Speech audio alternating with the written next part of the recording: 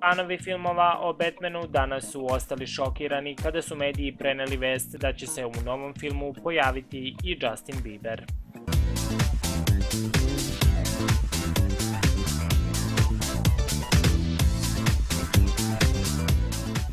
Mediji širom sveta su danas preneli vest kako će se u novom filmu Batman protiv Supermana pojaviti i pevač Justin Bieber.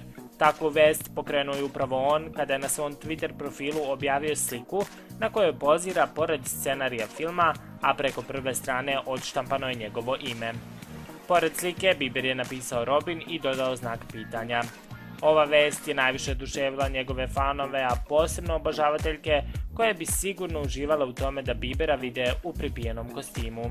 Međutim, fanovi superheroja su već podivljali oko vesti koja je povećala njihov bes.